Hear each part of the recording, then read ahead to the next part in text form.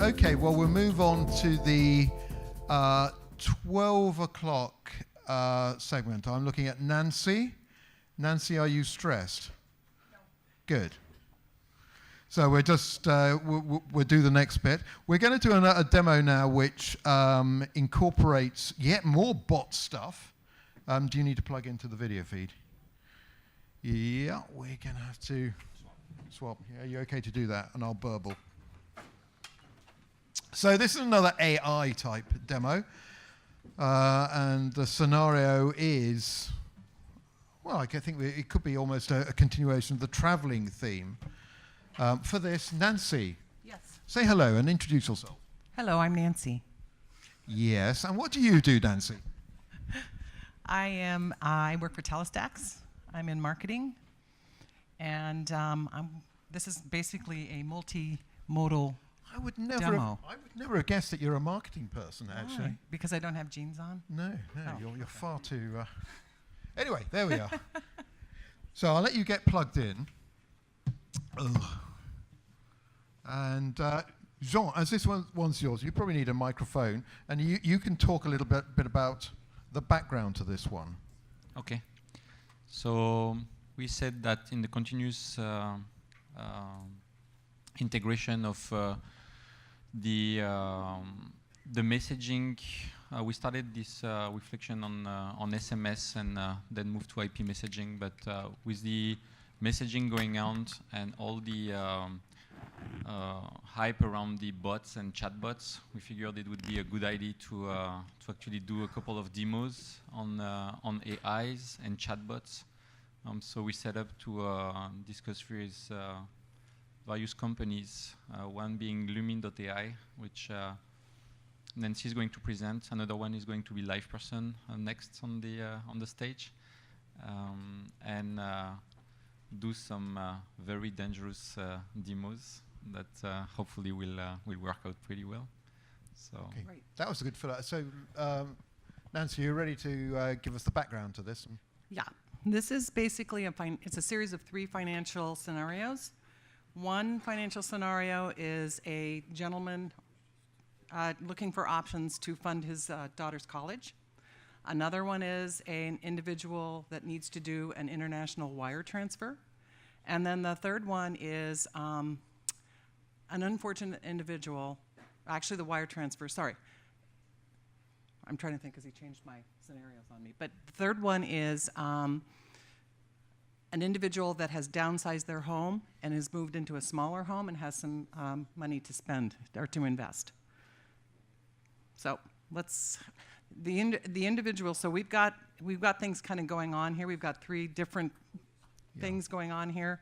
The individual the person that is actually driving this demo is right now in Los Angeles, California. That is remarkably dangerous, if I have to. It is remarkably dangerous. And so that's why we have GoToMeeting. And who we have on the side that is driving the demo is the CTO of Lumin.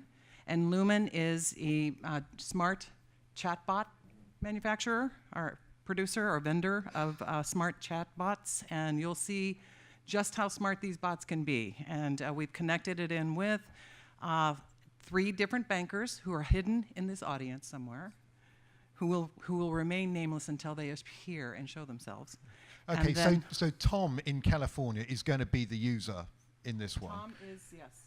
And he's then going to then interact with bankers who are actually here. Yeah, Tom is the customer, and the chatbot is the chatbot, and then we have 3 bankers hidden in the audience. Brilliant. So Tom, without further ado, would you like to start? Where's the audio coming from?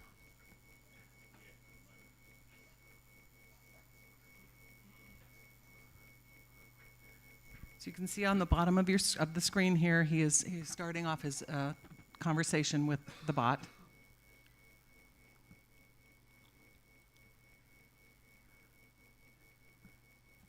Now, the interesting thing about this bot is that it's connected with the internal CRM system of the bank. So as Tom is chatting with the bot is searching inside the CRM system and finding out more about him. Now notice how smart this little bot is. He notices, the little bot knows that if Tom pulls out of his IRA, he's going to get penalized. It's because the CRM system, I guess, knows how old Tom is? Correct. Yeah. Tom's changing his mind.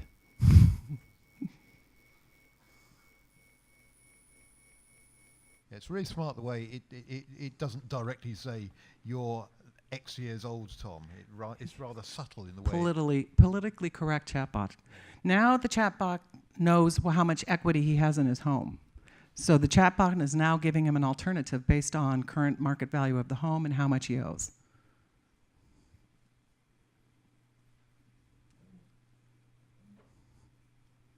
So you can see that this little chatbot is whittling down exactly who the bot needs to send Tom to for further information and to complete the transaction.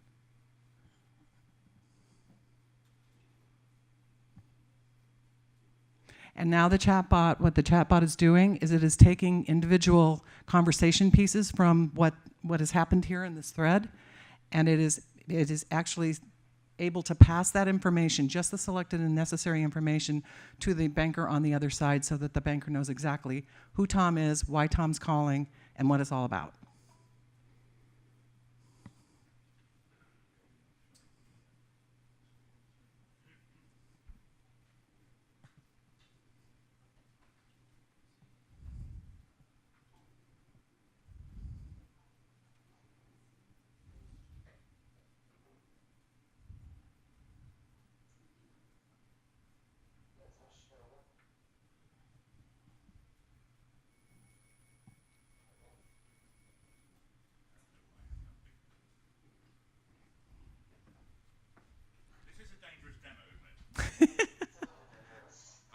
At the moment, on my screen here, or on there, and on my phone, should be appearing.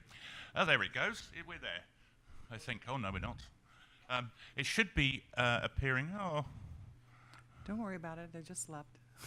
should be appearing a summary of the conversation on the left. So it will tell me that I will be talking to Tom and Go, and ask me to press 1 and return to send a message back to Cisco, which will then call me.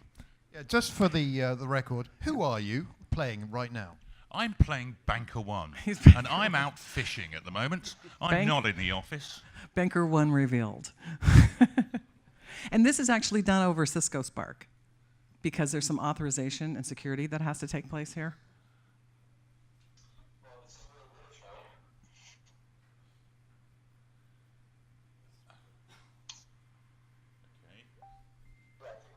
Maybe skip over this bit. I don't. It worked a few minutes ago. Okay, so Banker One fail so far. Okay, so what should have, well, very quickly, let's talk about what should have happened here. Nancy?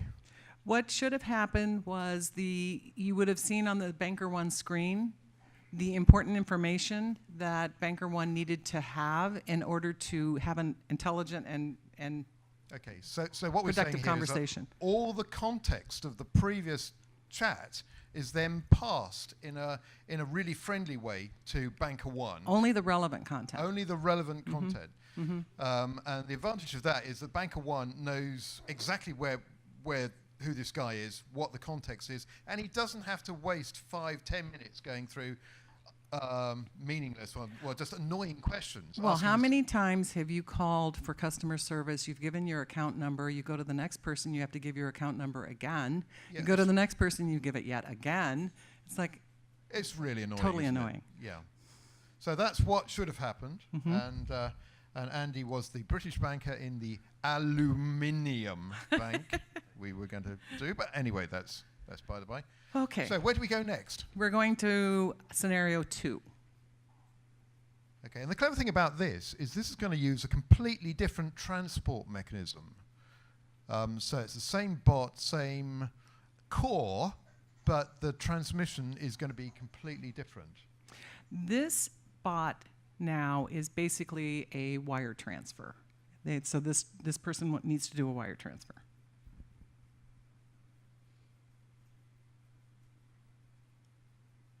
Oops, I'm sorry, it's college. All right, I'm resetting myself. This individual is looking for ways to send their child through college. Yeah, luckily the bot is really smart and picked that up.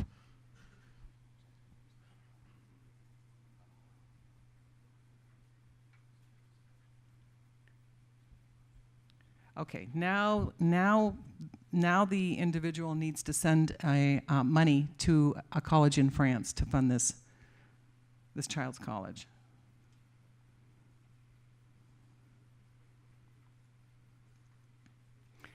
Now, as a typical human being, we are changing the subject. And the individual is saying, you know, I've got to send a payment. Where do I send it? Yeah, and I guess this is quite common. It's a context change. Oh, I do it all the time. Which, for a simple bot, would completely bamboozle it. But because this is a smart bot, it goes, ha-ha. So now the customer has been given the right address to send the payment, and the bot knows to go back in context to the original topic.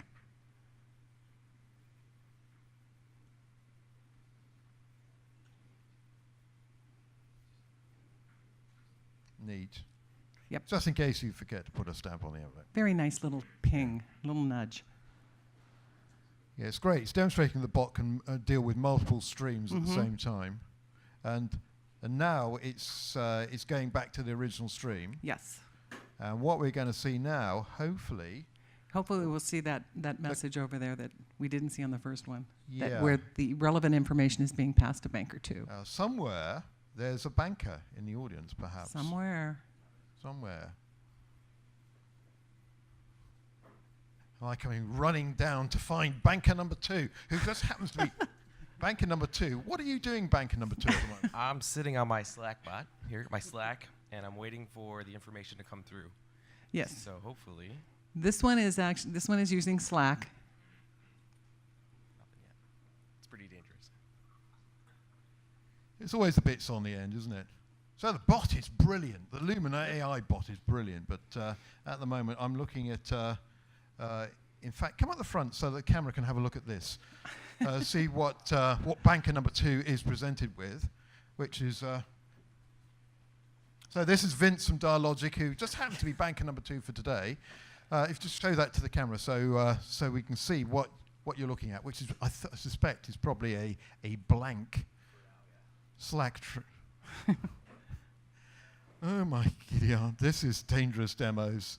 We've never had multiple failures. Oh boy. Oh boy. Is it going to work? He's resetting it. So let's pad for a little bit. But We're the unruffled demo team here. you are absolutely. We're totally cool. So Nancy, let's talk about what should be happening here. Same thing that happened in the last demo, the last version, or the scenario 1, was the bot is transferring just relevant information to the banker. Yeah, and as you can see, there's all kinds of slacky type stuff going on the side. There you In go. fact- First in name fact, is it's now Jane, working, is it? last name Have you Meyer. actually got that on your Slack client now, Vince? No. But this is what Vince should have on his Slack client. That's exactly right. The fact that the Vince's Slack endpoint is being a bit slack at the moment. Vince's phone is a slacker. Yeah. And so how can we do the escalation to the call? He's calling. Okay. So what we're seeing here is a change of context. So we're moving from, oh, here we go. Let's get this. The call is over. Oh, well, that's impressive, isn't it? Transfer's done. So what happened there, Vince? So basically, the bot initiated a call to me. Once I answered, it then sent it over to the customer wanting the transfer. It connected me, but unfortunately it dropped before I was able to connect to him. Yeah, are we going to be able to replay that one just to prove that something works? No? So customer, if you're out there, Tom, can you press your button again? You've got 10 seconds to press your button again. If not, we'll move on. Oh, there we go. So, Hello? Calling client. oh, so we... So now he's connecting the client to the banker. The call Well, that's entertaining. So we got half of the phone call. So we got the leg to the banker, but the other leg to the client didn't quite work. Jean, this will be your fault. So it's always Jean's fault. Okay, thank you, Banker 2. So Move on to Baker 3. So let's go on to the next one. And this one will, third time lucky. This one, it will work, won't it? This one will work, and it's more complex. Ooh, Yes. You like that? Okay, so this is scenario number 3, and this is an individual who has downsized their home, so they've sold a home and they've got some money coming out, and they need to figure out how to invest that money. This is a Facebook page, so this is going through Facebook. yeah, this is wonderful. Bankers using Facebook. Yeah, there you go. This Well, is you never know. tomorrow. So it's going to be a similar sort of thing. It's going to start off initiated by a text chat Yes. with the bot saying, what the hell's going on here? Yep. What do you actually want? And the Yep. bot is very, very quickly going to focus in on what the customer wants. And what does he want, Nancy? Wants to know how to invest their money. He needs some advice. So the bot needs to figure out where to send this customer, and it's based on how much money this customer has to invest. yeah, as long as the bot doesn't send it to Banker 1 or Banker 2, I think we... I think they're fired.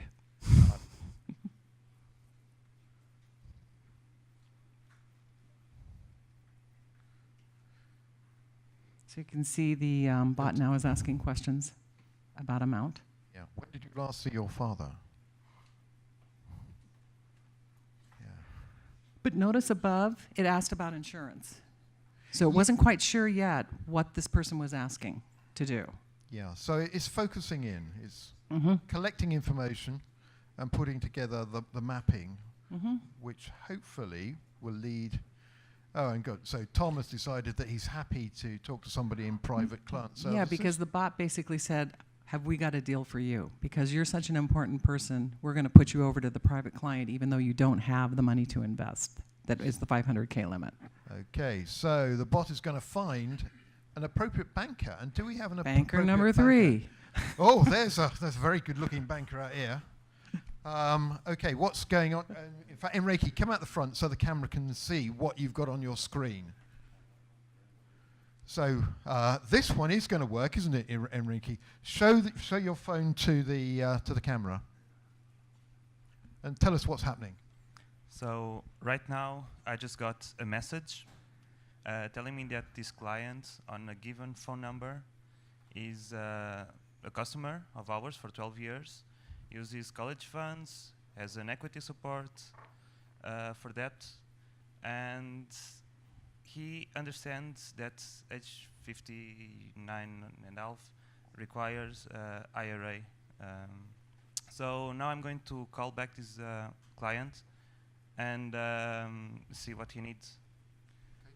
So I think it would be fair to show Tom's face to the audience and probably try to be the only banker that doesn't get fired amongst the three of us.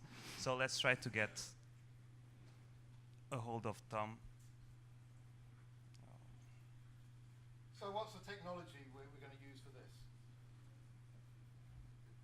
Try to answer very So we are going to use our WebRTC SDK to get a hold of the customer that's integrated with the Lumin system. Let me see.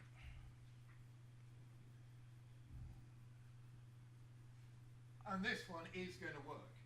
You said confidently. Yes. Andy, can you tell Tom that I'm calling him?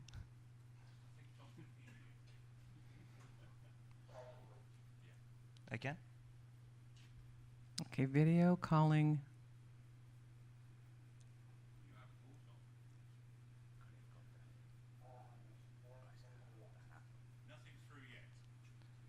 Okay. It's a hotel Wi-Fi issue.